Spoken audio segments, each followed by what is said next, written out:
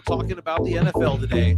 All about the NFL, man. We're gonna get into something that I showed you yesterday, man, about the Eagles. You're just gonna be high and mighty as a Cowboys fan. No, I'm speaking truths. You know, that's the thing is that people are talking about the Cowboys, right? They're a disappointing team. They're a bad team.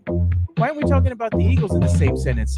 And I got some information to back that up. We're going to get into that. Another thing that I saw that was interesting late yesterday after the show, the football Hall of Fame nominees.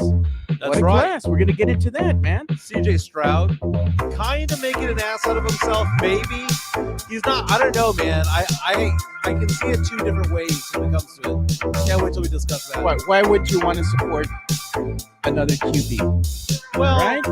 It's not that. It's just the way he said it. Can you turn the chat on, please? Yeah. Morning, Sam. What's going on, man? Good thing you're here, man. Thanks for joining the chat. We appreciate you.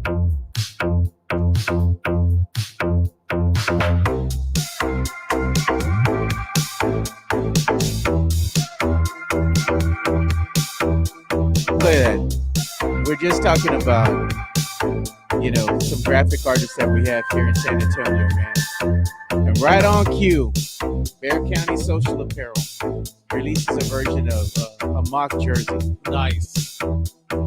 Not bad at all. I like it, man. We'll show that on, during the show.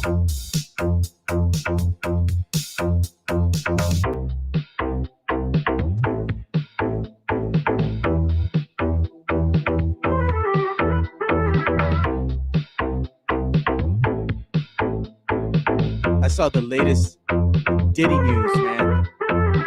He ain't coming out and sniffing the free air for a while. Maybe even ever. Ever, dude. He's going to be in there for a long time. Better get used to it. You hear his lawyer say the conditions are deplorable. Welcome to another episode of the Alamo City Sportscast with Mike Jimenez and Joe Garcia. Make sure to subscribe and hit that like button. Join the discussion as we broadcast live from beautiful West San Antonio. And remember to tip your hosts as it helps the show grow. It's Thursday in the Alamo City, and this is the Alamo City Sportscast coming at you from the west side of San Antonio. My name's Mike Jimenez. That is Joe Garcia. It is a beautiful day in San Antonio.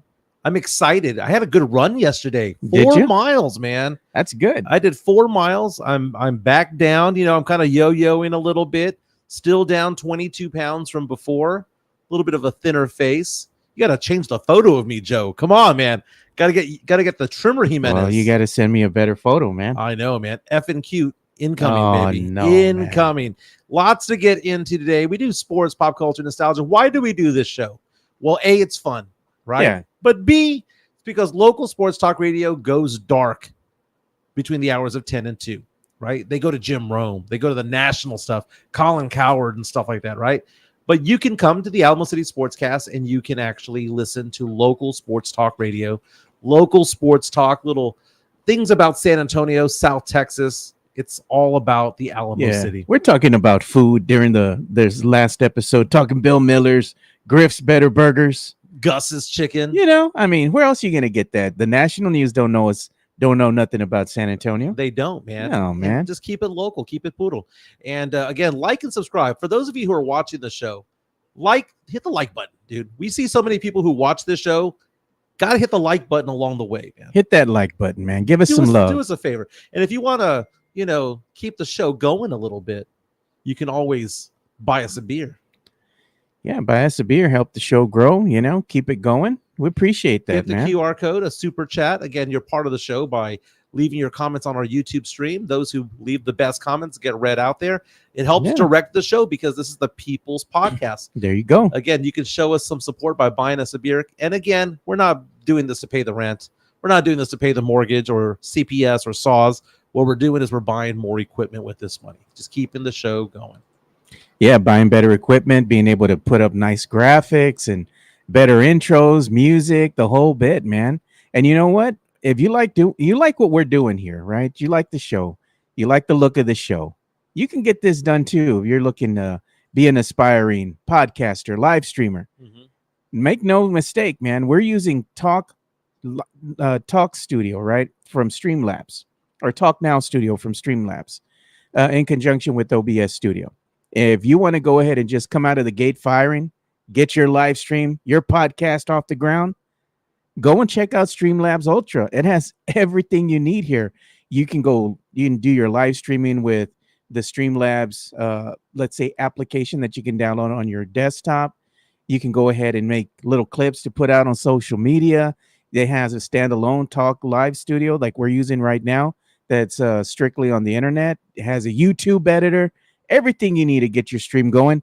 If you click on that QR code, it helps us. We get a little bit of money in return for recommending Streamlabs, which I've been using for years. Well, we know that Brandon and Sith Elias got going, and apparently he says that he went on a Mike style rant yesterday.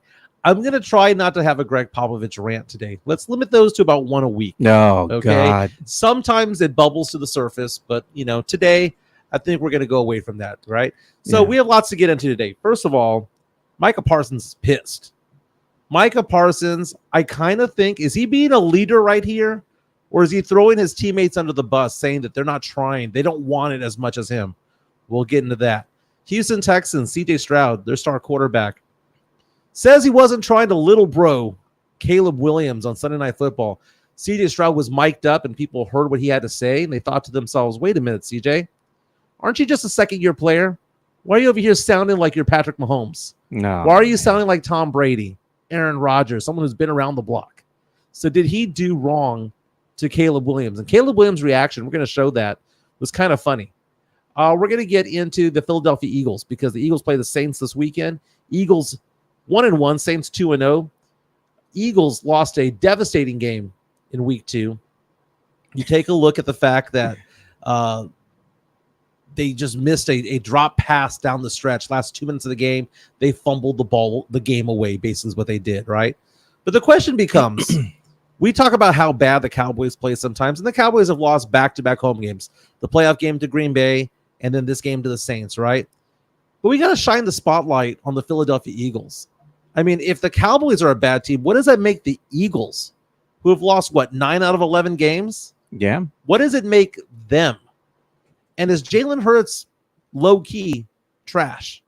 Yeah. I mean, that's his thing. This is this graphic that Ernie the Cowboys fan put up, right? And I thought this was humorous, man. Is that Jalen Hurts has turned over the ball 24 times since the beginning of last season. This is the most in the NFL. The Eagles are now 2-9 in their last 11 games. Mm-hmm. And nobody wants to talk about that. They say the Cowboys are the stinky team in the NFC East. I don't know. I think the Eagles might just be that team that sneaks by and is even worse than the Cowboys, man. Well, we have a lot of NFL talk to get into. Week 3 starts tonight. Can I interest you in a Patriots versus Jets game? We'll break that down. Yeah. We'll do some pop culture. Tony Ornelas reached out to us on our YouTube stream asking, how was Bill Miller's yesterday? Dude, I ended the show yesterday with a big old hankering for Bill Miller's, man. I had to get out the door. Guess what I had over there, Joe? Po' boy. I had a baked potato stuffed with brisket. No, that's not bad at all. Dude, it was amazing. How much that set you back? Probably like $12-13. Yeah, around there when you add the iced tea and all that. But let me ask you this. When you eat a baked potato, do you just eat the inside or do you eat the skin? Nah, man, I don't eat that skin. That's nasty. Oh, dude, the skin's the best part. I think it's even the healthiest part. No. Dude, I love the skin, dude. I've been in the dirt, bro. That's been in the dirt. Well, dude. Oh, you probably eating mud pies and stuff as a kid, dude. Come on, man. That's nasty, apples man. have been in the dirt, if I'm not mistaken. I don't eat an apple, man. I like oranges. I like stuff that's nice and clean. A banana, something that's not laying on the ground, dude. I got this thing, dude. You don't know what's been there, dude. I mean, come on. Pecans are on the floor. Come on. They land on top of the ground, but they're in a husk. They're in a husk. They're in a shell. In a shell, bro. You don't know? I mean, something pissed on it. I mean, at least you got the husk there to help you. Oh, dude, food is food, man. Nasty, HEB washes it. No, they don't. That's what they do. No, they don't. They don't probably washed by somebody. No, it probably get washed by an animal peeing on it somewhere, man. Tony says, eat the skin, bro. Dude, I'm telling you, man, it is delicious. And I was never like that up until maybe about 5 or 6 years ago. Now I'm like, that's the best part of the baked potato. That's unclean.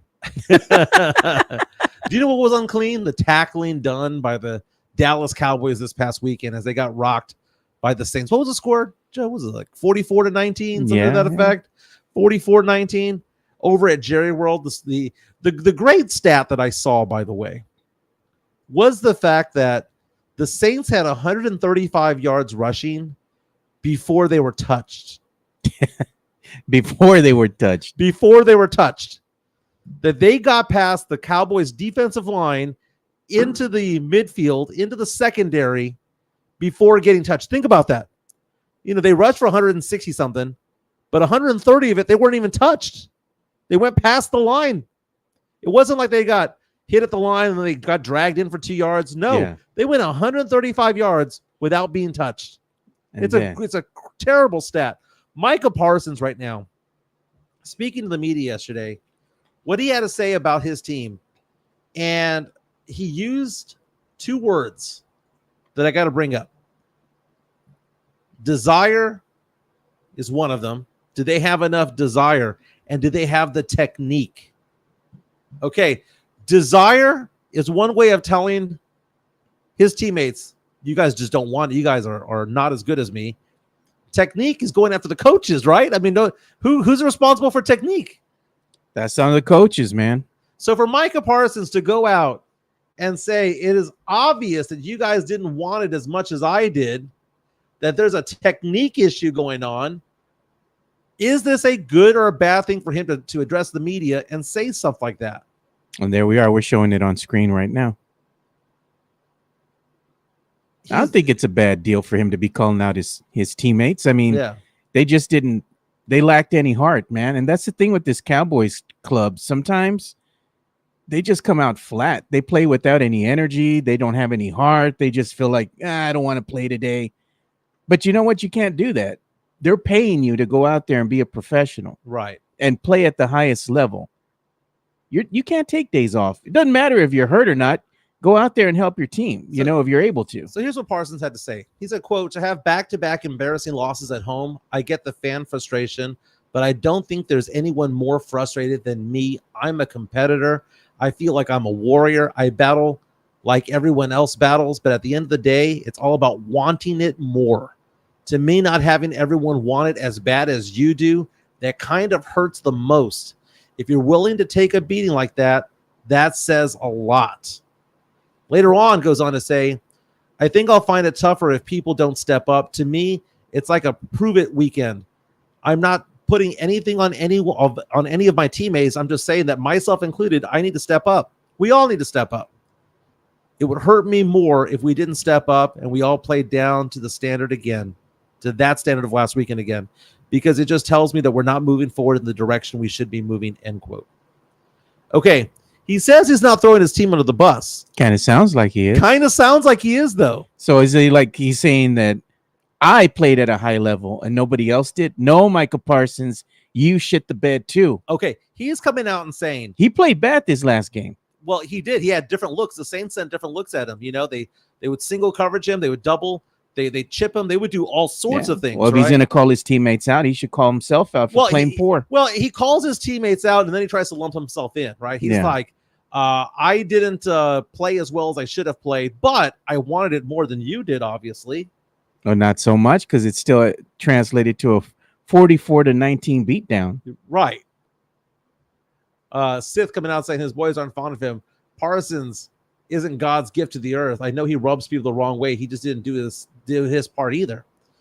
That's the thing. But don't you win as a team and lose as a team? Yeah, but Tex-Mex Frank also brings up something. This could be a two-edged sword, right? Because you want to call out your team for playing poor. You got to lump yourself in there too and say, I need to do better. Right. I should do better. But look at what Tex-Mex Frank says. Parsons mad. I don't want to hear it. When Troy Aikman got pissed, we heard about it years later. Keep it in the huddle, man. And that's the thing. Maybe he should keep it in the huddle. Call out his teammates, have a meeting and say, hey, guys, we need to play better, man. And I'm putting myself in the whole mix as well. I played poor. And, it kind of felt to me like Parsons kind of backtracked a little bit, that he wanted to lash out at his teammates, because think about what he says right there. He says it's all about wanting it more. It's the desire to win the game, and they didn't have it as much as me. And then to lump himself in with them going, I need to try harder just like they need to try harder. He's calling his team soft. Well, isn't this Cowboys team, they're not known for being tough. Look what happens when they play against a better team. 49ers, for example, they get punched in the face bad. You know, Green Bay Packers came a calling last year. What happened? They folded. Mm-hmm. You know? So, I mean, I'm a diehard Cowboys fan, and I want to see this team do well. But damn it, dude, we're always set up for disappointment. I'm tired of that. At some point, the players should be tired of losing and say, you know what? Not this year, man. Blogging the Boys, our good friend RJ Ochoa has a column saying, you know what? It's the Cowboys run game that is holding the offense back. Think about what he's saying right there. The Cowboys do not play well when they're down. They are a front-running team. In fact, I would say that if the Cowboys are up 2 scores, they're going to win every single game. Cowboys go up 10, they're going to win. They play well with a lead. But when the Cowboys are down and they become one-dimensional offensively, they struggle. And I read this headline earlier today. Just again, the Cowboys run game is holding the offense back. Why is that? Because when the Saints were scoring touchdown after touchdown after touchdown, it's not like the Cowboys were being shut out. The Cowboys were putting up points. Now, they only put up, 19 for the game or whatever it was, mostly in the first half. I think they had 16 at halftime. If I was to tell you that your team has 16 points at halftime and is on track to score 32, you'd probably take it. That's not a bad number to hit. Yeah, but the Cowboys are predictable, and I think that's the biggest faux pas that they have, and that's probably why they've had the struggles that they've had under the Mike McCarthy era. You know, they've had different offensive coordinators, different defensive coordinators. But at the end of the day, they've just become a predictable team. And the thing is, teams already know this, so it's not like they have to do a big scheme to get ready for Cowboys. You know, they're just saying, like, you know what? Let's take away the run. They ain't got no running game. Let's force Dak to pass. Let's go ahead and just keep the pressure on him. Let's drop back and have our corners guard their best guys. Right. I mean, it's not rocket science. But the thing is, under the Mike McCarthy era, this Cowboys team has been disappointing. They haven't lived up to the billing, you know? So I think at some point, Jerry needs to move on from Mike McCarthy, and maybe this team needs to go and look for a new head coach that's more in tune with today's scheme, you know, something different. Well, that's on the offensive side of the ball. Yeah, but I'm saying at the end of the day, like, you see these younger coaches, right, in the NFL, and what do they have in common with the NBA coaches that are younger? They run different schemes. They know a little bit better. It's more modern. They know how to get in contact, you know, and communicate with the players. They have something in common, right? For example, the Miami Dolphins coach, he's fairly young. He is young. You know? He's very young. And, you know, we had a comment earlier from Tony saying that the Cowboys are soft for letting the Saints go in there and beat them. The Saints might actually be the better team. Okay? They play each other 10 times. I bet you the Saints win that game at least 7. The way that we saw them line up. Dude, the Saints were just so much bigger than the Cowboys' defensive line. That was a big part of it. But we talk about younger coaches. Someone asked me yesterday, who is the head coach of the Saints? And even though the Saints are my favorite team, the fact of the matter is that I really don't care. I know it's Dennis Allen, but I really don't care. Because to me, the most important coach on that team is Clint Kubiak. Yeah, and Greeny on ESPN's Get Up this morning was talking about that, going, are we going to be looking at a guy named Clint Kubiak out of New Orleans who is going to be the next hot commodity in the NFL? Just like a Shanahan, because he has the name Kubiak, Gary Kubiak, former Houston Texans head coach, is his dad. Clint Kubiak, 37 years old, doing different things offensively. There's something to be said about what you're talking about offensively with the Cowboys, right? Because Mike McCarthy runs a very vanilla offense. Vanilla, strawberry, chocolate, Neapolitan, while other teams are doing out there Baskin-Robbins offenses where it's 31 different flavors. Defensively, though, would it have been different if Dan Quinn was still there? Because Dan Quinn seemed to have a better grasp of the defense, but also Dan Quinn was still the guy who got beaten up by the Packers' run game in the playoffs. Exactly. I do like a name that you haven't thought of before. Yeah. JHNSB says the Cowboys should hire Pop. They should. They're trying to get you going with the rant today, Mike. Down 4 means something else in the NFL, right? You look at Hanover Fist. Thanks for joining us, by the way, too. We appreciate you. My Cowboys are front runner team, he says. It don't build a lead early, they struggle. And that's what you were saying. There's no lies in that, man. There's no lies. We know the deficiency of the Cowboys. And, you talk about the Achilles heel. The Achilles heel, what does that mean? I mean, that's Greek mythology, right? Yeah. Getting shot by an arrow in the heel and die. A great warrior was Achilles getting killed by being shot in the arrow, right? Shot in the ankle, the Achilles. The Cowboys have two of them. One on the offense side of the ball, one on the defense side of the ball. What's the defensive Achilles heel? Run defense. They cannot stop the run. Can't And Mozzie Smith, who now is battling injuries right now, Mozzie Smith might be a bust of a first-round draft pick. I know it's only been a couple of years, but he might be a bust when it's all said and done. On the offensive side of the ball, what is it? They have no run game. I like this. They have no run game. Sith, our offense is the missionary position of the team. Antonio Arnales says, bring back Jimmy Johnson.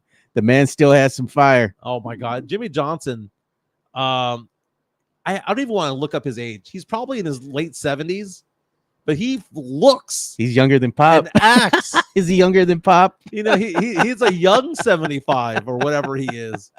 Cannon Fist saying the Cowboys can't stop a nosebleed, but Cowboys again this weekend taking on the Baltimore Ravens. Ravens coming into the house 0-2. Ravens favored by a point right now. ESPN says that the Ravens have a 51% chance of winning that game, so it really is a coin flip. I'm going to bet on the boys. I don't see it, dude. I'm going to bet on the boys. I've been telling you all. I'm forecasting it, man. I got to speak it into existence. Yeah, you want to speak it into existence, but the Ravens are a more desperate team. I'll be here on Monday wearing my Cowboys blue and my Cowboys hat. Cowboys are going to lose this game and still be tied for first place when it's all said and done.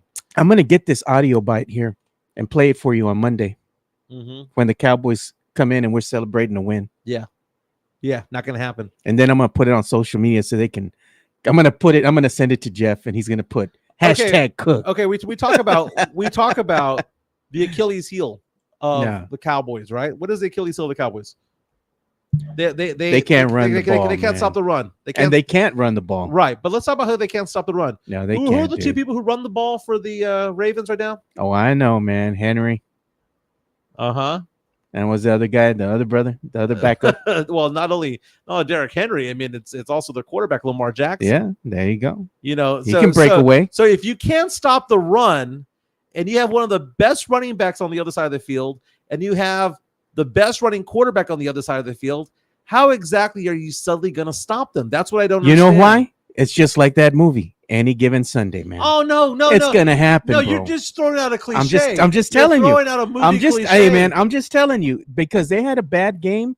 I think they're going to be looking for redemption, and they're going to surprise people, and they're going to win against this Ravens team. And the Ravens are going to be the team they're going to be looking at, because they're going to start the season without a win. Meantime, they're winless. They're going to go winless against the Cowboys, man. No, dude, it's just not going to happen, I'm telling you, man. I know you don't see it, but I do, man. So I'm trying to find out, like, who has the best rush defense? Guess who has the best rush defense in the entire NFL? The Ravens. Who has the worst running game in the NFL, or the worst rushing talent in the NFL? When I'm saying Zeke Elliott and maybe Dalvin Cook, right? Cowboys don't have a rushing game. Who, the Rico Dowdle? Dowdle. Dude, I mean, so the Cowboys are going up against the number one rush defense, and you have a crappy running game. What do you think is going to happen? If you have the worst rush defense and you're going up against one of the best running attacks, what do you think is going to happen? Cowboys are going to get blown out on Sunday. Again, it's going to be back-to-back blowouts, and maybe we're going to have that chatter there that Mike McCarthy might get the axe early. Hey, who's going to take up after him if Jerry gives him the axe early? Yeah. You know, they only have one win, and they're, 3 games into the season? I mean, the season's not a wash, but every loss does hurt tremendously, because especially in the NFC East, what do you have to win to at least make it in to the wild card? You got to win the division for one, right? They're not going to win. They're not going to get in there as a wild card. You have to win the division. What I'm saying. I mean, in order to even be considered to be a wild card, right? You got to win your division, right? You have to win their division. And how many wins is that going to take? 10. And you already have, if you lose against the Raven, how many losses is that already on you, man? Yeah, you'd have to go 9-5 the rest of the way. David Outwater is saying Derrick Henry is old and he will stop him. He will stop himself. Derrick Henry last week, 18 carries for 84 yards and a touchdown, average 4.7. That's not bad. They just stopped feeding him for some reason. Yeah. And that was a stat that was shown on ESPN graphics earlier this week, was the fact that in the fourth quarter, he only has 3 carries. It's not because he's struggling. It's because they're just not giving him the ball. It's just bad coaching. I hope that continues, because that means the Cowboys, you're telling me the Cowboys got a chance, because they ain't going to give Henry the ball. Lamar Jackson, meantime, is just a running fool, dude. I mean, Lamar Jackson. Oh, man. But the thing is, you can't be running out there like that, man. Eventually, Dude, you're going to become a Robert Griffin III, man. Nah, dude, not this way. Robert Griffin III was a stick figure running the ball. He was, but I'm saying, like, you take all these hits, and this is a lot of strain on the body, dude, bro. Lamar Jackson last week, 45 yards on 5 carries. The week before that, 122 yards on 16 carries. The guy's on track to have over 1,000 yards rushing.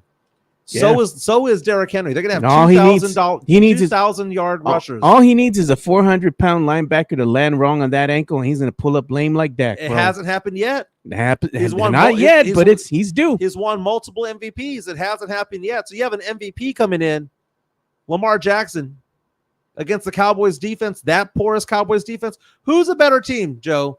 The Saints or the Baltimore Ravens? Baltimore Ravens, man. And the Saints went in there, won it 44 happens. to 19. Teams, it didn't just bad happen. Teams win sometimes against didn't just better happen. teams. Now the Saints this weekend have the Philadelphia Eagles.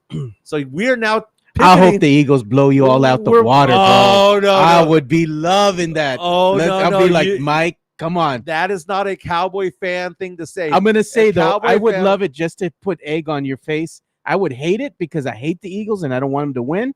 I want them to go winless. But I would be laughing. I'd be like, man, how you all losing to the Eagles, man? At the end of the day, we're 2-1 at that point. But I'm saying, right? how would you lose to the Eagles, bro? That would be humorous to me. But I like hand over fist. He goes, we will be ready to play on Sunday. The damn right we will. Yeah, they'll be ready to play. Pinche Cowboys, man. Somehow, as Micah Parsons says, the desire will suddenly be there, and the technique will suddenly get better in 7 days, right? That's what we're saying. You see that, too? I heard that, Tony Ornelas. Rumors are CeeDee Lamb not playing due to a small injury. There's rumors that he had injured his ankle, so he's questionable. Well, if he doesn't play, the game's over. Because that's the only offensive weapon that they Who are you going to throw to? The ref? They got nobody. There was that touchdown pass by Justin Jefferson over the weekend. You're talking about the ref. Did you see that referee? Did you see that? I'm going to see if we can find that. That was funny, dude. Justin Jefferson had a 97-yard touchdown reception. There he is. And look at the ref. The ref, stride for stride. You had to get out of the way. Look at this. He beat Jefferson to the end zone. Touchdown. The ref could have caught that ball. He's gone. I'm gone. Look at that. One more time. 97-yard touchdown. Move out the way. Move. Ref is out there running a 4.340. Damn, man. You know what I thought's funny sometimes? They're like, we got to take a break, right? They're going to take a commercial break. And it's not the teams that are calling a timeout. Yeah. They're calling a timeout because one of the refs got hurt. They got to tape the ankle. They show him on the bench. That was great. So you wanted to bring up the fact that you think the Eagles suck. So you're telling me that you want the Eagles to beat the Saints because you want me to have egg on my face, right? But as a Cowboy fan, you know deep in your heart you want the Saints to go 3-0. Oh, I do. You want the Eagles to be 1-2, keep pace so that they don't run away with the division. I hate the Eagles. I hate everything about the Eagles, man. Eagles going in there. You think the Cowboys' run defense is bad. The Eagles' rush defense is even worse.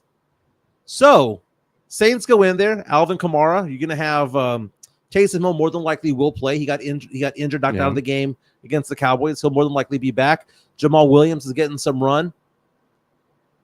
Eagles defense is bad, man. It is Swiss cheese. No bueno. So that being said, and then suddenly the offensive line for the Saints is looking strong. Derek Carr is healthy for once. Rashid Shaheed. Finally, people are going, who is this guy? Because I'm a Saints fan, and I know Chris Leha is a Saints fan. We watched the Saints play. We know who Shaheed is. We saw him bust out the second half of the season last year, and we knew that he was going to blow up this year. He was primed for this start, right? Yeah. On track for 1,400 yards receiving right now. The guy is like a mini Tyreek Hill. things are looking good over there. It's just 2 games, but things are looking better. But you are under the impression that because, the Cowboys have lost back-to-back home games, playoff game against the Packers, home game against the Saints. But you take a look at the fact that the Eagles have lost 9 out of 11. And they lost again. They blew that game against the Falcons on Monday Night Football. Maybe, just maybe, Jalen Hurts does suck. We had this conversation last year about who's better, Dak or Jalen Hurts. And I said, well, Dak is having the MVP type season, but I think Jalen Hurts is the better player. Not anymore. Jalen Hurts is not that guy anymore. You think he's washed now? Like Deshaun Watson's washed, dude. Dude, is he going the way of Deshaun Watson? I mean, Deshaun Watson. Deshaun, the sad thing is Deshaun's not an old player, dude. He just looks washed. He looks bad out there, man. How long do you think it's going to take for them to finally bench him? Well, let's see. They signed him for what, 6 years? I mean, is that what it was? Yeah, you got to call it at some point, man. I mean, time of death is next game. It's brutal, man. He looks, I mean, his throws just look awful. He just looks horrible out there, man. The decision making looks bad. He's not a fit for that offense either. He suddenly doesn't know how to run the ball anymore. He used to run pretty well. He used to, not anymore. And then he caught diddling again. Yeah, I mean, and he's getting in trouble again. And this might have been an old way of doing things, or an old school allegation. But he knew it was there. Yeah, and there's some. You talk about desire, right? Micah Parsons used that word, and we mentioned that earlier. Look at Kyler Murray. Kyler Murray suddenly cares again. He comes out of college, looks good, and then suddenly starts eating his way out of the league. He suddenly starts playing too many video games, where they were saying that he wasn't actually studying the playbook. He was playing video games. He was into Halo and things like that. Now, you give him Marvin Harrison Jr., he seems to give a damn again. There is something to be said about desire. Micah Parsons is right. There's something to be said about desire. But is that a player issue? Is that a coach issue? Maybe it's somewhere in between. Maybe it's a culture issue, because what happens with the Cowboys? Mm-hmm. They come over here and it's a damn circus. Right. The Cowboys culture is just circus mentality, going crazy, all the flash, going out there, getting seen, all that kind of stuff. But then you go and, like I said, we compare the Houston Texans team. And when you go there, it's just a different culture, man. It's just all about football. They live, eat, and breathe football. They don't care about none of that other stuff. But when you come over here with the Cowboys, you have this mantra of it's prime time. You're at the big show, America's team. You're getting all the media coverage and all that kind of stuff. And it changes people. You start thinking a different way. It's not so much the game of football itself. It's everything that surrounds it. Mm-hmm. And I think that needs to change. And the only way that's going to change is, one, Jerry Jones has to get dyed. The second thing is, kind of sad. You got to get a new head coach in here to just clean house and change the mentality and just say, you know what, this is the way the team's going to be run. Well, think about the Texas Longhorns. The Texas Longhorns were supposed to be, perennially a top 5, top 10 program. There's no reason why they shouldn't have been, but they struggled for a while there, and it was all about culture. And culture starts from the top, dude. It starts from the top, and it makes its way all the way back down. The culture issues you talk about, that is Jerry and Stephen Jones. And then it gravitates into Mike McCarthy, and then it goes further and further and further down. Now, you mentioned the Houston Texans, though. I'm going to show you some video real fast. Yeah, let's courtesy see. of NFL Films. CJ Stroud was mic'd up on NFL Films, and he goes and he talks to Caleb Williams after the Texans barely beat the Bears over the weekend, and he's telling them, "Hey, you're going to be a hell of a player in this league. Quit taking those hits." I think Caleb Williams was sacked like 7 times, saying, "Quit taking those hits." And it didn't seem like Caleb Williams wanted to hear it. And today, CJ Stroud is coming out saying, "Look, I wasn't trying to make him my little brother him," because some people are coming out and asking the question, who does CJ Stroud think he is at this point in his career to be offering this type of advice after the game? You sometimes hear this talk from who? Tom Brady, right? Veterans. The veterans. Aaron Rodgers goes up to somebody and says something. CJ Stroud, offensive rookie of the year. I get it. He's only a second-year player. Are you okay with him giving advice to quarterbacks? Yeah, let's put that video on pause, man. Not opposed to it, but I mean, what advice can you really give in your year 2? You know, what can you really tell somebody? Yeah, I mean, this is what's worked for me, but what's worked for you on this team, maybe it doesn't work for him because they're running a different scheme. He's a different type of player. You can give advice and he can listen. But he did listen. Didn't seem like he cared too much. Well, I mean, Caleb Williams pulled away. Maybe Caleb Williams wasn't expecting this. Yeah. And it's not like Caleb Williams is saying anything bad about CJ Stroud, but it's just the question is this a bad form to do? Because CJ Stroud, if you take a look at the way that he's acting right there, yeah, I don't want to say that he's acting with arrogance, but he's acting with a confidence there, the swagger of a veteran, which, don't get me wrong, is great when you're on the field, but this is off the field. The game's over. Yeah. Should you have that swagger off the field, or should you still be a little bit more humble your second year into the league? Yeah. Imagine Brock Purdy doing that to somebody. Imagine Brock Purdy going up to Caleb Williams and going, "Hey, man, don't take those hits, dude." You know, Brock Purdy's only been in the league for a couple of years. Imagine, I don't know, just a young quarterback going out there, and I understand that CJ Stroud might have a good heart, and he's probably saying the right thing. Yeah. That's a phone call, dude. Text message or something private, you know? Yeah. It's kind of embarrassing to be caught doing that in public. You know what I mean? In front of the cameras and stuff. I mean, I don't know. I think there's a time and a place for it, but right then and there wasn't it. I don't want CJ Stroud to be full of himself. I still want him to be humble. I want him to be humble. Tim Gonzalez is joining us. What's up, Tim? Thanks for joining, man. Man, we got some hatred from Tony right now for my Saints, saying that he's hoping for Alvin Kamara to get hurt, and he's hoping that DeJounte Murray gets arrested. The Pelicans don't make the playoffs. I don't care about the Pelicans, and I don't care about DeJounte Murray. So I don't know what to say. I'm a Saints fan. I'm not a fan of all New Orleans sports teams. I don't care about Tulane either. Tulane, oh God! Did you hear about this, man? Did you see this? We got a doubleheader coming up here, man, on a Monday Night Football. You see that? I couldn't believe that, man. Already? Yeah, on Monday, man. You're going to have the Jaguars against the Bills, the Commanders against the Bengals, man. I was like, first Monday night doubleheader of the year? Not bad. I mean, well, first of all, these games are kind of weak. I mean, who wants to watch the Commanders against the Bengals? But I guess the Bengals have to win that game. Joe Burrow. Joe Burrow think pissed after the last you game. Would think they would be able to win this game, but the Commanders, they might be a sneaky good team. Micah Parsons threw his team under the bus, right? Threw his team under the bus. Joe Burrow wanted to. Joe Burrow at the end of the game was like, it was on the tip of his tongue. He wanted to throw his team under the bus. He was pissed. And he held it in. Hey, man, I was going to go ahead and poke the bear right here, man. Look at FC Dallas, football club there. Yeah. They announced a $182 million renovation for Toyota Stadium. Wow. To include shade overall seats, new luxury seats, fan social areas, more concessions, areas, restrooms, redesigned press box with better sightlines. Yeah. Meanwhile, we got Toyota Phil here with SAFC, and they're like, we're going to leave it unfinished. Dude, it's a different vibe, dude. I've been spending a lot of time in Dallas and Houston lately, Austin. Where there's more money? I spend the weekends where there's more money because I go get clients, right? And I had a meeting in the Woodlands the other day. It's a different vibe, dude.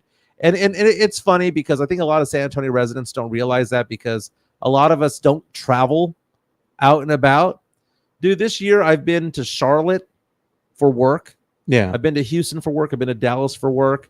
I go to Tampa. I am fortunate that I have a good business and good business partners that make me travel from place to place, right? Every single place I go, even the small cities like Greensboro, North Carolina, are more advanced than San Antonio. And it's just so weird, man. San Antonio, people make fun of me or bash me for saying that San Antonio is a poor city. Dude, we are a poor city. I spent a weekend in Houston, and I'm like, oh my God, they got like so much stuff to do here. Is at the Woodlands Pavilion and all that stuff. And then I go to Austin, and I'm like, Barton Creek. You go to the east side over there. You go to hang out by the river. You go downtown. There's stuff to do. There's concerts to be had. San Antonio is just a little poor town, man. We got a poor town of 2 million people. It is what it is. We got the Spurs, and thank God we got Mike. them. You were saying something yesterday, and I was laughing because I was watching our show from the other day. And you're like, if you want to make money, you got to leave San Antonio. Everybody that I know is successful and they've made money and they've left. And I'm like, and you're still here.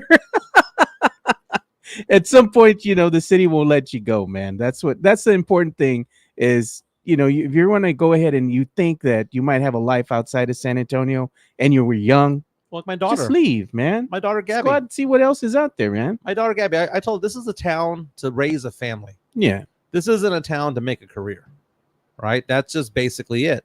Unless you are in, you have a job with the Homeland Security, right? So Homeland Security, that's a federal job. That's a very, very good job to have. Look at JHNSB. We are the most affordable for a reason, though. Well, keep it that way. Well, I mean, what's also affordable is Goodwill, right? Jeez, I mean, Mike. you don't go to Goodwill for good things, right? Then there's JCPenney, there's Kohl's, and then you build your way up to Nordstrom's, and you build your way up to Macy's, and you build your way up, right? That's how all that works. San Antonio is like the Kohl's of cities. Look at David Outwater. I live in Dallas. I've lived in Dallas Fort Worth, and yes, SA is poor. Yeah, and why is it affordable? Because there's nothing to do here. There's nothing to do here. I like this one, Hanover Fist. SAFC can't fix a big screen. There you have it, man. Yeah, where Tom Park can't fix a big screen either. SAFC, man, that field has been in need of some upgrades, man. Even like the press area, right. It's horrible, man. Now, this is why I would get excited about that $1.3 billion that the Spurs want for their facility downtown. It's probably going to go higher than that. That would transform this city, but is San Antonio ready for that? I had a conversation with my former father-in-law a while back, and we were talking about the Spurs and the Spurs arena, and he was like, well, just keep it over there on the east side. And I said, no. And I said, well, why would anybody want to move it downtown? There's a lot of traffic. And I said, because people want to go places where they can make it an evening. You can go have lunch, you go have dinner, you can go watch the game, go to a bar afterwards. And my former father-in-law was like, well, why would I want any of that? He likes going to the east side where there's nothing there. He likes going to the Spurs game and having it done. He goes, if I want a beer afterwards, I'll go to Rock and Brews. And I'm like, well, that's not how every other city does it. You go to the Toyota Center in Houston where the Rockets play. It is segregated from the rest, but you're still only about a mile away from actually all the bars and hotels and restaurants. Look at Bear County Social Apparel. Did Mike just compare San Antonio to Goodwill? Did I hear that right? No, Laredo is You Goodwill. said it was Goodwill. I said San Antonio is the Kohl's. No, I thought you said it was Goodwill. No, I said San Antonio is the Kohl's of cities. Goodwill is Laredo and Del Rio. Oh my God! Go back. Dude. I said, go back. Rewind the tape. I said San Antonio is the Kohl's of cities. I didn't say Goodwill. Okay, I mentioned Goodwill because there are cities that are poor, and that would be Laredo, that would be Edinburgh, that would be Del Rio. We're a step above that. We're in the JCPenney Kohl's area, and then Houston and Dallas are the Nordstroms of cities. That's just what it is. So again, we're not Goodwill, we're Kohl's. Yeah, we're Kohl's Cash of cities. Kohl's Cash, and that's what we hope to pay. To get the stadium there, right? Yeah, you know what's going to happen to get that stadium? They're going to tax the city officials. Are going to tax the hell out of us, the taxpayers, for the next 30 years to pay for that stadium. Man, it's the hotel motel tax. They're gonna raise it. They're gonna increase it. And you know what? We're gonna wind up fitting the bill. Some way, somehow. Well, we didn't fit the bill for the Alamo Dome. We didn't fit you the bill. Did some way, somehow. You did. If I stayed at a hotel and I did a staycation, then I paid my part. But it has more to do with this, just the hotel motel tax. They're going to get you in other areas, man. They tax the tourists. That's how they do it. And you know what? They're going to find other ways to go ahead and increase revenue. What's happening with property taxes right now here in San Antonio? They're going up, and they go up all the time. You know, you look at your house value, and you're like, how is that big of an increase happen in 1 year? You know, I'm just like, they say things, man, but they find other ways to nickel and dime you. David Atwater comes out and says, Mike is right. Tony Ronaldo says Kohl's is overrated and expensive. Overrated, yes. Expensive? I don't know if it's expensive. So again, did I say San Antonio was the Goodwill of cities? No. I said we were the Kohl's of cities. Laredo is the Goodwill of cities. Yeah. Mike is right. If you keep promoting San Antonio as a poor city, no one is wanting to come here, and Spurs will move to Austin.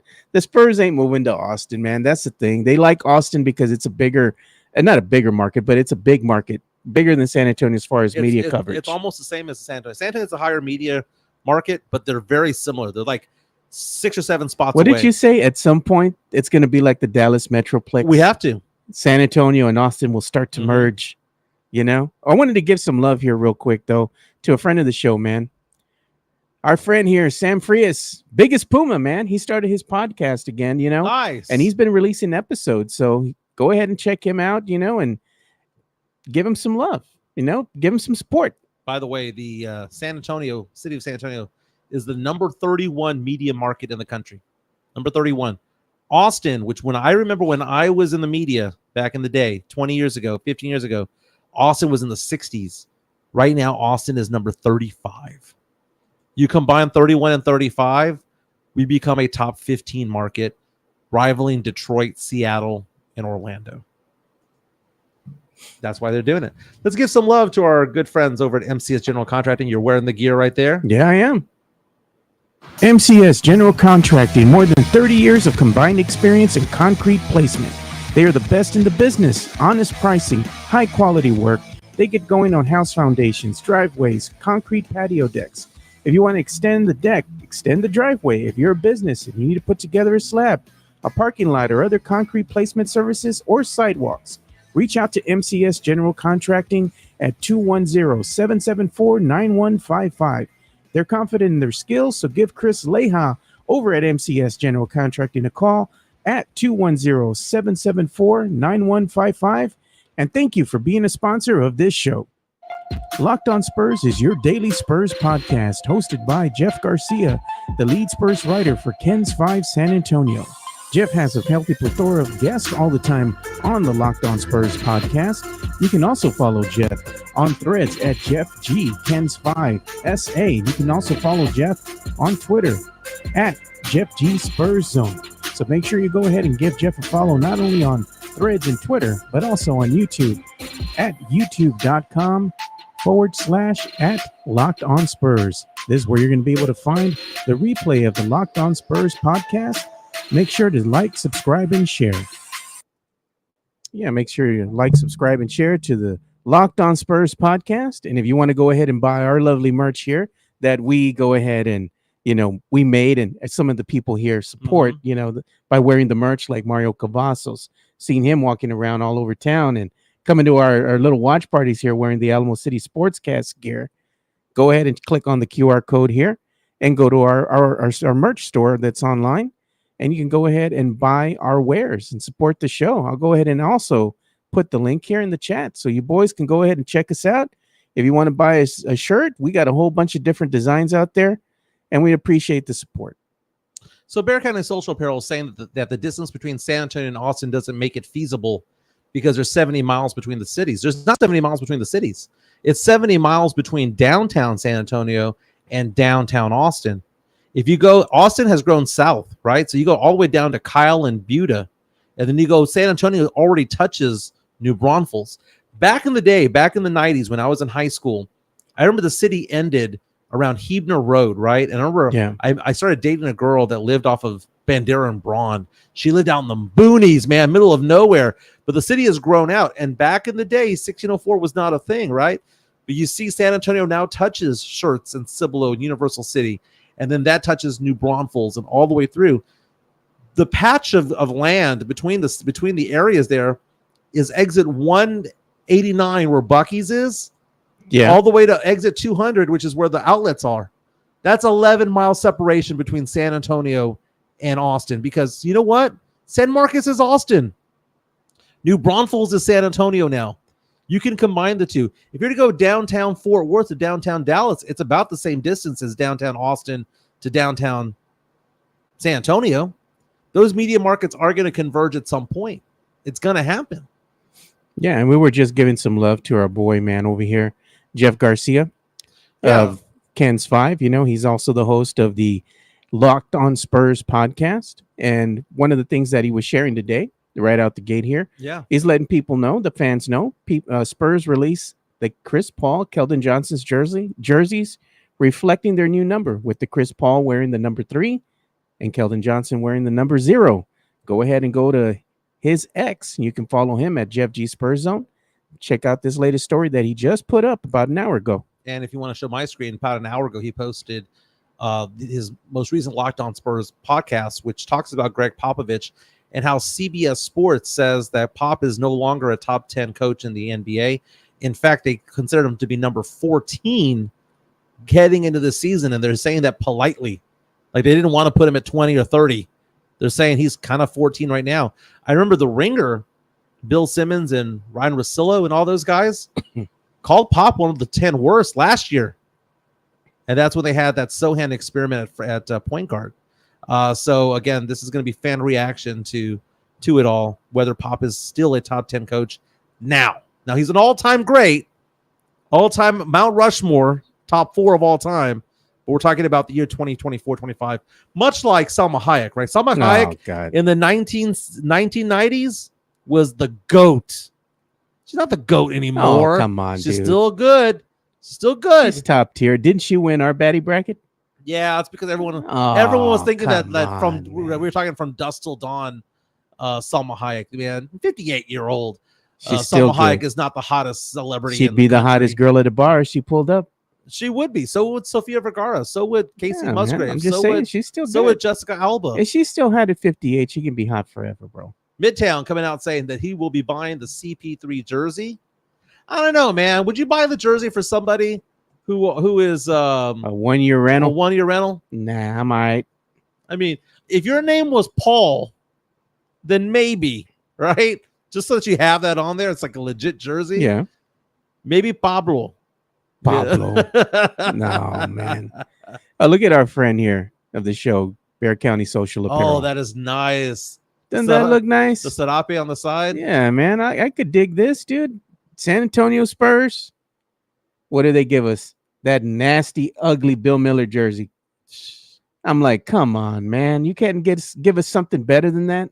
Quit letting the interns run the asylum. That's the problem. That's just lazy, dude. That was just lazy. And it's a harken back to the 1960s era. Nobody gives a damn anymore, dude. Mm-hmm. Move forward, man. Give the people what they want. This is what really irritates me about the San Antonio Spurs, man. Spurs sports and entertainment. They always think, again, they think they know better than you, even though the Spurs fans tell them what they want, and they're not always right. But if the fans are asking for something, give it to them, man. Mm-hmm. Thursday night football's tonight. We got the Patriots taking on the Jets. Is this going to be the first Thursday night game that you don't watch?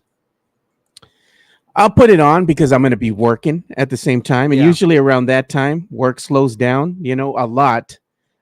So I'll probably be watching it. But I'm not going to be it's not going to garner 100% of my attention. Jets favored by 6 tonight. I mean, a battle of Jacoby Brissett against a very, very, very old Aaron Rodgers doesn't really do it for me. I'm going to do it because it's football and it's better than watching, reruns of Schitt's Creek. But it just doesn't do anything for me. The Jets come in after beating the Tennessee Titans 24-17. Aaron Rodgers is just a shell of himself. He's not as good as he used to be. But Aaron Rodgers can't run, dude. He can't do anything. He's old. Last week, 18 for 30, 176 yards, 2 touchdowns. He just had a pedestrian game. Didn't give up any interceptions. They won because Will Levis coughed the game up at the end with that brutal fumble. Ridiculous. But it's a ho-hum type of thing. The over-under tonight's game is 38. So Ouch. Vegas is expecting this to be a super low-scoring game. Be a stinker, man. One thing that we got to show, since we're talking about, Aaron Rodgers and how old he's gotten, we got to kind of talk about the nominees for the Pro Football Hall of Fame. I like and it. how stacked it is. Talk about old guys, but these old guys, what a class, man. You have quarterback Eli Manning, who's a nominee. Running back Marshawn Lynch. Running back Darren Sproles. Demarius Thompson. Vernon Davis, Delanie Walker, Travis Frederick, Ryan Khalil, Joe Staley, Marshall Yanda, Luke Kilucci, Terrell Suggs, Antony Bethia. I don't even know how to say his defensive back. Aqib Talib. You have Earl Jones and Adam Vinatieri as the kicker. Okay, man. keep that up here. Okay, here are the ones that will make the Hall of Fame. Yeah. No doubt, right? Eli Manning is going to be a Hall of Famer. 100%, right? Now, the weird thing about it is, I remember when Eli Manning won his last game, they were like, that's going to get him into the Hall of Fame. Do you know what Eli Manning's regular season record was as a quarterback? 118 and 118. He's 50. He's a 500 quarterback, but has 2 championships, 2 Super Bowl rings. And not only did he win 2 Super Bowls, because Jim Plunkett won multiple rings, and it took him forever to get into the Hall. It was the historic teams that he beat along the way and the way that they won, because they beat Tom Brady twice. And not only that, they beat Brady when Brady was trying to be the second coming of the Miami Dolphins to go undefeated. They had a 16-0 team. Yep. Going in there, I believe they were 18-0 at the time. I believe that's the team that had Junior Seau on their roster. Yeah. This was a team that was poised to be the greatest team of all time. And then you see the Giants take them down. Quick story. I was in New York City with my first ex-wife. Okay. She had friends who lived in New York City. And this was February, and she wanted to go visit them. And I was like, okay, we're going to go visit during Super Bowl Sunday. Yeah, they're going to show the game, so go ahead and go. We go to this one apartment. It's in Brooklyn. And it's a nice place, and we're watching the game, but the people there were from Boston. Okay? I'm cheering for the Giants because at the time I was a Tom Brady hater. And the David Tyree catch and the Mario Manningham catch, the Tyree catch, the helmet catch, where he comes down and he's being bent backwards, and the ball, he caught it on his helmet, and the ball never touched the ground. Arguably the greatest catch of all time. On top of that, that was the last catch he ever had as an NFL player. He was never an NFL player after that. He had that catch, and then you go on, and the Mario Manningham catch, Eli Manning. By the way, on the David Tyree catch, the way that he was able to scramble out of that, he was being grabbed by multiple players. He scrambled out, rolled out, just chunked it downfield. And Tyree came down with it. There was multiple defenders on him. The most amazing catch I've ever seen in my life. Eli Manning's going to be a Hall of Famer. No doubt. Because you cannot tell the story of the NFL without Eli Manning being the foil to Tom Brady. It wasn't Peyton Manning that was the foil to him. Because don't be wrong, Peyton, it was like, well, who's going to be the who's going to win the AFC, right? The Colts or the Patriots. But when they got to the Super Bowl, where it's 100 million people watching, Eli Manning showed up. He did, man. The biggest moments. It's ridiculous. And the teams that they beat and the way that they beat them, historically beat them, it's amazing. Eli Manning is for sure. Now the question becomes, what if he was 117 and 119? Could you have gotten him into the Hall of Fame? When he won the last game or 2 of the last 3 to end his career and it got him to 500, it locked him in. Because without that, it would have been like putting Joe Namath back up there. Because Joe Namath was trash up until Super Bowl 3. And that was that.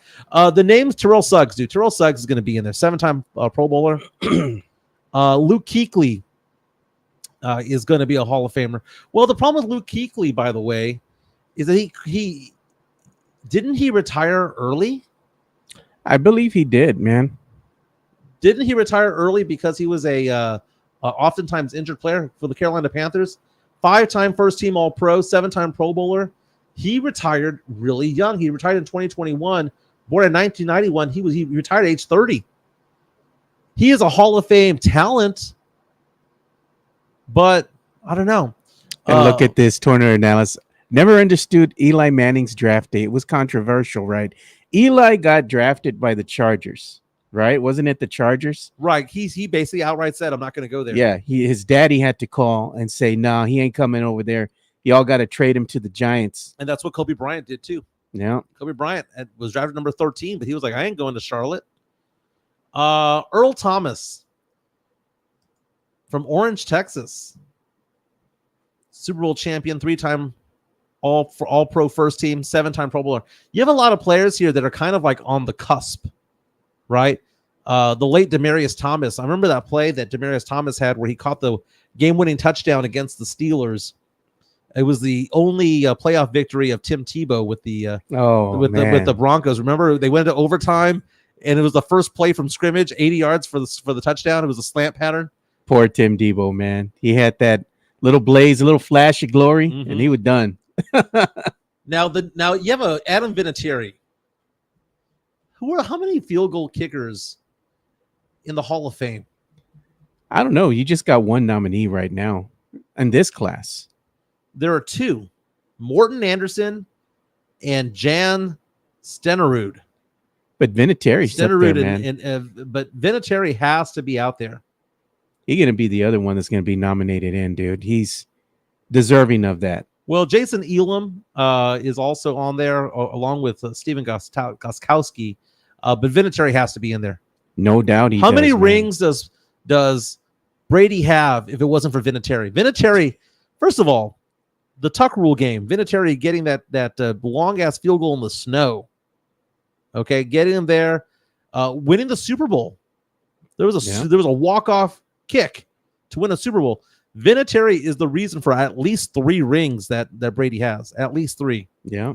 Brady has 7 rings. Vinatieri is responsible for 3. The Atlanta Falcons are responsible for 1 for dropping pants. The Seahawks are responsible for 1 for not just handing the ball off to Marshawn Lynch, who's also on there. I don't think Marshawn Lynch is a Hall of Famer, though. You know what? It's what could have been. You're at 4th and goal. I don't even think it was 4th and goal. Was it 3rd and goal? Yeah, you had many chances at that. But you know what? It turned into an interception for the Seahawks, and that's about all she wrote. That was it. I mean, you couldn't hand the ball off to the guy that could have got it done. We always talk about Zeke, right? And he was good. Yeah, you put him out there, the red zone. He's going to get it, right? Money. You don't think Marshawn Lynch would have pushed the pile to get those few inches to get He was doing it all season long. Why would you throw the damn ball? He was doing it all season long. You talk about one of the most boneheaded plays in the Super Bowl. That has to be at the top of the list. It is. Well, it's a boneheaded call. Stupid is what it was. And you know what? I bet you if Russ had to do it all over again, he would hand the ball off to Marshawn Lynch. Oh, most definitely. But again, Eli Manning, the question becomes, is he a first ballot Hall of Famer? He's a first-time nominee. Is he a first ballot Hall of Famer? I like a lot of these names. Darren Sproles was a lot of fun to watch. Vernon Davis was a lot of fun to watch. Luke Kuechly, very fun to watch. But a lot of these are in the Hall of Very Good. Marshawn Lynch, I think he's deserving to be in the Hall of Fame. Well, I mean, he made an All-Pro team back in 2012. He was second-team All-Pro in 2014. Made 5 Pro Bowl teams, All-Decade team in the 2010s. He has a chance. I'm not saying that he has over 10,000 yards rushing. He has a chance. It's just, it's not like a shoe-in, type of thing. But I think he's deserving nonetheless. I hope he gets in, man. Yeah. Let's show some love to me, my man. Get my number out there. Let's talk about this. So after the show, I'm going to go off and I'm going to do some math for a client. I have a client who's retiring out in the Corpus Christi area, getting his stuff all organized there. My number is 210-508-0369. Again, 210-508-0369 if you need help with retirement strategies. If you have an old 401, old IRA, need to do something with it, give me a call. Life insurance, disability, long-term care, full-scale financial strategies, give me a call, 210-508-0369. Been in business since 2005, and when you give me a call, that's my personal cell. Shoot me a text, give me a call. We'll set something up. The Hall of Fame, dude. Eli Manning. Cowboy fans are going to get pissed. You know what's going to happen, right? He's going to get inducted into the Hall of Fame. Cowboy fans are going to get pissed. But it reminds me of Troy Aikman, though. Troy Aikman was not a very good regular season quarterback. If you look at his regular season stats, Troy Aikman was kind of just mediocre. Yeah, that's wrong. One step above that. He was all right. But you know what?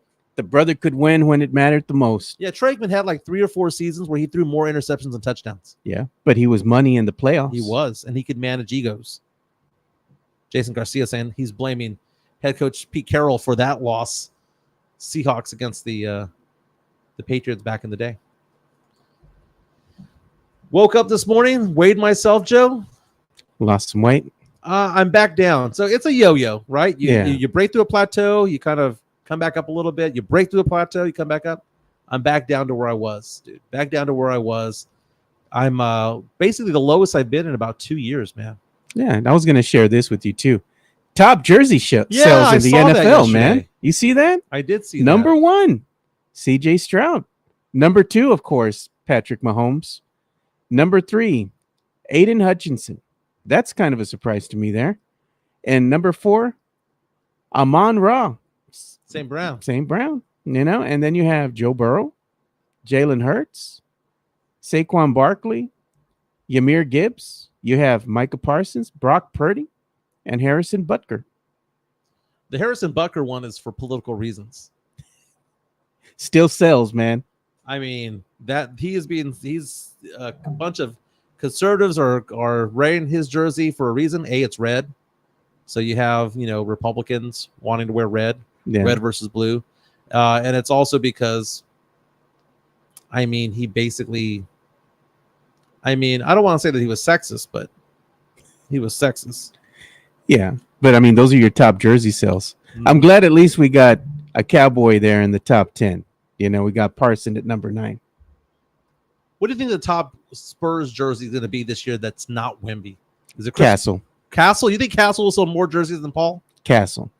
Come on, man. Why would you want a Paul jersey just for a 1-year rental? You're going to go and spend $200, $200+ on a Paul jersey.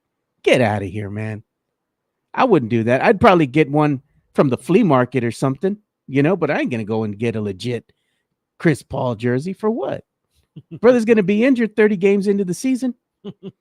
Be sitting down on the bench, come up lame again near the end of the season, be sitting on the bench again. Yeah. I think what's going to happen is I think Stephon Castle might get some run due to the injury of one Chris Paul. I'm not saying that he's going to be inserted into the starting lineup, but they're going to have to go ahead and go with what they had last year. Yeah. And Trey Jones, put him back in the starting lineup. And that means that Stephon Castle will get more minutes. So I think Castle is going to be in at least the top 3. I think you're going to have Wemby. You're going to have Vassell. You're going to have Castle, probably Keldon Johnson up in the mix, and Sohan, your usual. I bet you Harrison Barnes becomes a fan favorite. I believe he will, dude. They're going to respect that he's able to shoot the ball consistently. He has a good jumper, and they're going to like his style of play. Midtown is talking about the fact that the jersey would be a keepsake if you have a CP3 jersey, kind of like Paul Gasol. I'm not saying that Harrison Barnes is as great as Paul Gasol ever was or will make the Hall of Fame like Paul Gasol will. But I think that Harrison Barnes has a Paul Gasol type of quality to him, that veteran guy who's going to come in there for the last 3, 4, 5 years of his career and just get the job done. Just play good ball. I mean, I don't think people realize how good Harrison Barnes is. He's very under the radar. He's very unsexy. He's an unsexy player. Does a good job. Hey, going from unsexy to unpretty. Did you know that was the number 1 song in the country 25 years ago, Joe? Are you serious? Unpretty by TLC was the number 1 song today 25 years ago. It was actually a transition because this week there were 2 songs that were number 1 in the United States. One was Bailamos by Enrique Iglesias. TLC's Unpretty was at the end of the week. Choose your fighter. Which song do you like better, Unpretty or Bailamos? Unpretty, dude. I never cared for Bailamos. Let the rhythm take you over. Didn't like Bailamos. Didn't care for that, man. Okay, I like both songs, to be honest with you. Man. I like both songs. Enrique Iglesias is an interesting character. He's all right. Who's Enrique Iglesias' girl? That tennis player? Anna Kournikova, dude. Yeah. Think about that. They have been dating. They have kids together. How did Anna Kournikova go from being the hottest celebrity around to being his girl? Started dating her in 2001. It's been 23 years. They have a son and daughter together. Let's give some love to Anna Kournikova. Oh, man, from back in the day. Was she the hottest? Like, if you were doing the baddie brackets of 2001, Anna Kournikova was a 1 seed, wasn't she? Yeah. You know who else you would put in there because you had a crush on her? Fiona Apple. No, Fiona Apple was a stick figure. Nah, you liked her. Fiona Apple had a really pretty face, you know, and don't be wrong, you know, it's a little cochino when she says, "I've been a bad girl." Well, let's show some photos real fast of Anna Kournikova. Anna Kournikova on my screen here would have been a 1 seed in the baddie brackets back in 2001, and probably would have faced off against Salma Hayek for number 1. Right? That would have been the championship round. She was like Sydney Sweeney. Just look how young they were back when they got together. Yeah. Anna Kournikova was somebody who people thought was a flop in the tennis world because she never won a Grand Slam. She never won a Grand Slam as a singles player, but she's actually known as one of the best doubles players, you know, the last 25 years, but no one cares because it's doubles, right? Anna Kournikova did make some quarterfinals and semifinals along the way. Years later, Maria Sharapova was the one who was known more for her looks, but Anna Kournikova, my goodness. Back in the day, even today, by the way, if you see interviews with her now, one word describes her, Joe. There you go. Nugget. Look at somebody else agrees with you here in the chat. Oh, Hannah was a nugget. Look at Bear County's. It's Enrique Iglesias. He's not too ethnic for you. No, it's poppy enough. Oh man, you know, there's no boom boom boom boom boom boom boom boom. That's right. It ain't the Market Square vibe that you jamming out to, man. No, you going the other way? Not at all. But we're talking about Anna Kournikova. She made the semifinals of Wimbledon in 1997. Made the 4th round of the French and U.S. Open. Quarterfinals of the Australian Open. So she wasn't a scrub. The highest she ever got ranked was number 8, but people didn't care about her rankings. They cared about her looks. The problem was that when she first came out, she was underage. You know, because she was really young. Born in 1981. So back when she was kind of on top of the world, born in 81, and she was making the semifinals in 97 and 96. She was 15, 16 years old, man. She was a phenom. Yeah. She did win a Grand Slam, the Australian Open's semifinal doubles.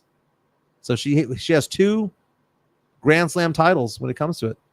You know what we're gonna do too, man? We got to go ahead and pour some out for Spurs legend, dude. Boban. Oh yeah, Boban. He's making a move. He's not gonna be playing in the NBA anymore, Going man. to Europe. Yeah. So his last appearance in the NBA was him when he missed the free throws on purpose. When they were playing the Clippers, he's telling the people, "I got you. I got you. I got you." Yeah, because if you miss 2 free throws, everybody gets free Chick-fil-A or something. Yeah, it was a Chick-fil-A type of thing going on. You had to win by a certain amount. He's saying, "I got you. I got you. I used to play for you guys. I know this promotion. This game's out of hand. Yeah, I got you. I got you, everybody. This was great. This is his last act as an NBA player. Bricking 2 free throws, man. So everybody gets free food. The great Boban Marjanovic. Can I ask you a question about P. Diddy? Yeah. Does P. Diddy, did he kill them? No, I have not seen I have not seen anybody mention this online. So this is a Michael Jimenez original thought here. Yeah. Does P. Diddy make the movie Draft Day unwatchable? Knowing that how cochino he is now, I don't know, man. Because if you remember, I'm showing on my screen right here, photos from the movie. P. Diddy was in the movie Draft Day, the movie that is shown every draft day for the NFL draft, right? You know, NFL Films, the NFL Network will play it. ESPN, Turner Classics will play it. I mean, it's an all right movie. You know, you have Terry Crews, you got P. Diddy. Obviously, it stars Jennifer Garner and, of course, the legendary Kevin Costner. But P. Diddy plays Bo Callahan's agent leading up to the draft. And he goes, "This is the NFL draft, baby. You got to be prepared." That's the classic line from P. Diddy. I don't know if I can watch him the same anymore. Okay, hey, do you think networks will play this movie anymore And B, if they do, will you want to watch it knowing that he's in there? Nah, I don't think so, dude. You know what the thing is that we haven't even thought of, Mike? You know how they have let's say they cancel things now, right? Mm-hmm. You know, they cancel people and, you know, all that for their nefarious acts and whatnot. R. Kelly was canceled infamously, you know, not too long ago. Took his catalog of music off all the streaming platforms. They're erasing him. They pulled a Moses on him, right? Yeah. Never existed. Think the same thing's going to happen with Diddy, dude. I think so too. They're going to take all his likenesses from any music that he's made. They're going to erase it from history, take it off the streaming platforms, and the duos that he did with other artists. Well, what's going to happen with those? Here's the problem that I have with all this. I agree that is true because we live in a world today where people know what the hell happened. The cancel culture, man. We live in a cancel culture world. Yeah. But Jerry Lee Lewis, Elvis Presley, these are other people that would have been canceled back in the day. Jerry Seinfeld would have been canceled back in the day. So it's one of those things where they're being canceled because that's what we know, and that's we know historically because we're a prisoner of the moment of what's going on right now. We saw what happened with R. Kelly. We saw what happened. Bill Cosby got canceled. Think about all the money that Bill Cosby cost to people, like the guy who played Theo and the girl who played Denise, and you know, Sabrina, whatever their names were in that show. Felicia Rashad. They were making money off of streaming, off of reruns. Yeah, the syndication, you know, gets pulled off the air. And not only did Bill Cosby ruin the lives or assault people along the way, but he damaged the careers of the people who are the money-making ability of everybody who worked on his shows. Yeah. So cancel culture started to exist, about 20 years ago? And we go back as far back as like maybe 1990. With 1988 with Bill Cosby. But we don't go back into the 70s.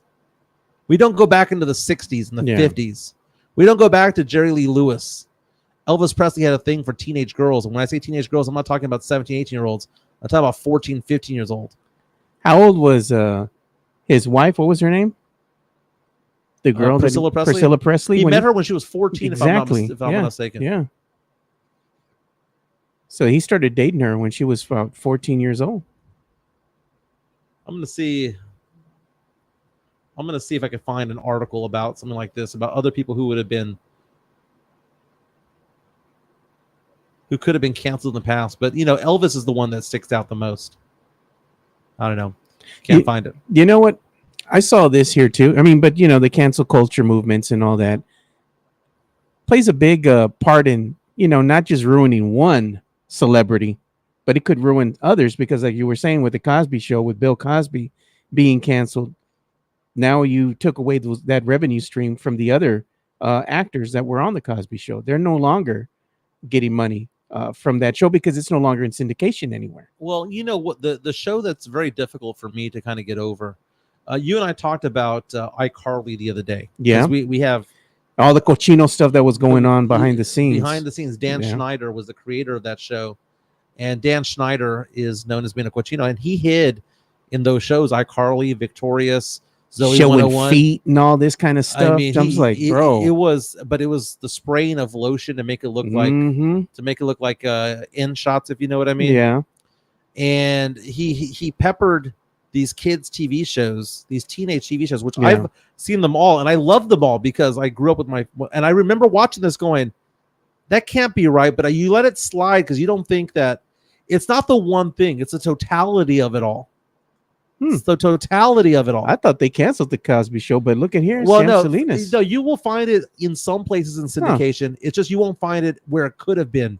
Like I'm not Netflix or something like that. Yeah, exactly. I'm not saying that it's canceled forever. Yeah. I'm just saying that it's not in all the places where it could have been. Like that 70s show is another one that was in syndication that was very popular. It's not that you can't find it in syndication. It's just it's not as prevalent as it could have been or would have been. Yeah, because of the character Hyde. Because Hyde, and then later on Ashton Kutcher and Mila Kunis pissing people off, and then Wilmer Valderrama being kind of a predator. Cochino. He wasn't a predator. He was just basically that whole show was filled with cochinos, dude. Yeah, except for Topher Grace. He said, "I'm gone, dude. I'm out of here." He's the only smart one. Yeah, Topher Grace has a really good movie. If you want to have like a good little romantic comedy. Topher Grace was in a movie with Scarlett Johansson. He's a good actor, dude. Called In Good Company. Came out in 2004. Yeah, I saw that movie. It was a good movie, but he's a good actor, dude. Yeah, he is good. He is good, man. Dennis Quaid is also in that movie. I like Dennis Quaid as an actor, dude. I do too. Like, I'm not saying he bats 1,000, but he bats up there. I like that movie that he made, The Rookie. Yes. With the baseball. Yes. That was good. About West Texas. Mm-hmm. That was a good film, dude. Topher Grace has a movie that came out, oh my goodness, probably about 20 years ago that he talks about all the time. Did you ever see the movie? What's that movie with Jim Carrey? It's the movie where he's it's the reality show around him. The Truman Show. Truman Show. One of my favorite shows. Favorite movies. I just couldn't think about it. You know that came out at the same time that the Matrix was in the theaters. Yeah. Oh, really? Yeah. Which, by the way, was 25 years ago this year. So the Truman Show has Laura Linney in it, and Laura Linney was in a movie with Topher Grace. This is where I was getting back together with him. Yeah. Topher Grace talks about the most embarrassing moment that he ever had in entertainment was he had to do a sex scene with Laura Linney, and Laura Linney had to tell him to pat that crap down because he was getting way too excited, if you know what I mean. And you're not supposed to be feeling that way if you are an actor. Yeah. And Topher Grace in an interview was like how mortified he was that he couldn't stop getting aroused with Laura Linney on top of him. And I thought about it, and I'm like, well, Laura Linney is 15 years older than him, so she was probably like 40. He was probably like 23, 24. Do you blame him, Joe? I don't, man. I mean, she's cute, dude. Now, Laura Linney's 60 now, but we're talking about when she was probably 40. She was cute, man. She was a nugget. Sam Salinas, she was a nugget. So yeah, so look for an interview on that if y'all have chance. Topher Grace talking about Laura Linney. It's so funny, man. He's like she got on top of me. She was breathing on me, and she was so pretty. I couldn't help it. I couldn't help. And then she had to like tell him settle down. Funny, man. Look at this. Vane Stain saying Truman Show. Yeah, go look up that old film, man. It's a great movie. That's a classic movie. Yeah. You know what? As we start bringing things to an end here, one of the things I want to talk about real quick to bring the show to an end is one of my friends, man, last week. I was telling them there's been rumors abound, and we've been seeing it on social media. UTSA is rumored to want to join the Pac-12. Say that again? I said UTSA is rumored to want to join the Pac-12. Along with Texas State. Texas State, right? He's like, no, they're not. That's just fake news and this and that. And I'm like, no, I'm telling you, dude. This is something that we've been hearing. We've even talked about it on the show. And lo and behold, JJ Pettis, the great JJ Pettis is always covering UTSA. He put out there, UTSA head coach Jeff Traylor says on his weekly radio show that the Pac-12 is a real discussion for UTSA. No, and it's got to happen. Can you show me like the graphic of like you showed me a graphic the other day about the Pac-12 possibilities. I got to look that up, but I'll get it on here. The Pac-12 needs to rebuild itself after UCLA, USC, Oregon, Washington all left, right? So they have to rebuild themselves. And as we talked about it with Johnny Walker the other day, who, by the way, will be on tomorrow, given his insight for UT football and also for the Cowboys this weekend. Think about the schools that they're looking at when it comes to replacing it. We heard the names Boise State, not exciting. Yeah. We heard the names Colorado State. To me, not exciting. Sam Salinas saying make the Pac-12 relevant again, right? But the schools that they're looking at, when you look at UTSA and Texas State, people and the other cities are UNLV and Gonzaga. Yeah, here it is. I found the graphic, and there you go. Okay. Schools to watch for expansion. This right here is fascinating. Okay, because right away it's not going to be a big deal, right? So right now, schools to watch for expansion. UTSA. Why would UTSA be a draw? Well, we're the 7th largest U.S. city. We are a top 35 market in the country, right? Why would Texas State? Texas State is not listed on that list there, but Texas State is rumored to be part of the mix. What's Texas State's media market? Austin. To some extent, San Antonio. Yeah. An attraction for both cities. So you take a look at Cal and Stanford returning. UNLV, Las Vegas. Where are all the professional sports teams going? They're going to Sin City. Of course you would attract them. Air Force. Why? Because you need to have a military presence. You need to have the patriotic aspect of it all, the history, the history of it all, the patriotism, the history, and all the pageantry of it all.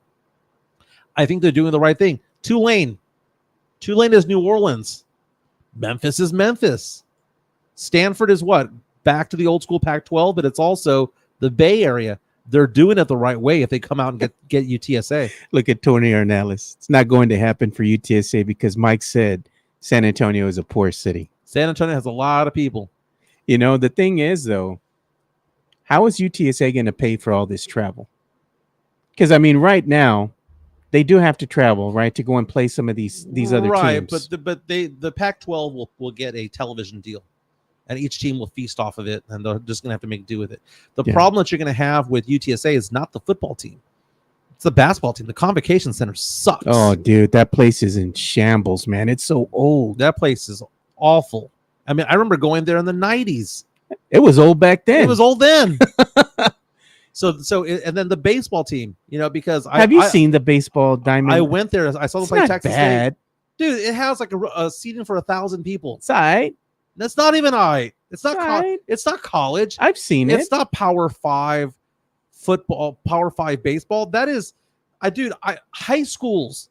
When I went to go see Goldberg's son play over at that high school at Southwest Legacy, Southwest Legacy had a better baseball facility than UTSA does. Yeah, I'm just saying it's all right, you know? No, it's not even all right. It's poor. It's poor. You know what? They have no room. I used to have to There's no stands. I parked there, right? Because I was helping my daughter, you know, when we're looking at seeing the dorms and all that. They had that open house. We had to park right there, right by the baseball diamond and the facility, the sports facility they have out there. And you look at the new sports facility, it's right there. You've seen it, right, Mike? The new sports facility that they have, right? And then you see the baseball diamond. I'm like, come on, bro. Dude, the baseball diamond looks like the Sandlot. And it has that like blue, like a screen that's all over the fence, right? Yeah. Kind of blocking the view of it and all that. I'm just like, it's like the Sandlot, dude. It's a little league field. It's tiny, bro. It's a little league field. I walked past it and I was like, yeah. I'm not even sure they have fences in the outfield. I don't even remember. Yeah, they just have like a little chain fence. Link. It's chain link. It's a chain link fence. All right, fellas. Everyone have a fantastic day again tonight. You've got the Patriots taking on the Jets. Jets favored by 6. We'll talk about that game tomorrow. We're going to have Johnny Walker, former Texas Longhorn great, former Holmes Husky great, member of the Texas High School Hall of Fame, will be with us tomorrow. Last week, you predicted that UT would beat UTSA 56-7. What was the final score, Joe? What was it? 56-7. He nailed it. Nailed it. Very, very nice. We'll be talking more about week 3 of the NFL as well. My name is Mike Jimenez. That's Joe Garcia. Don't forget to like and subscribe and share with your friends. Tell people what we're doing over here. Again, this is the Alamo City Sportscast. My name is Mike. That's Joe. See you guys tomorrow. See ya.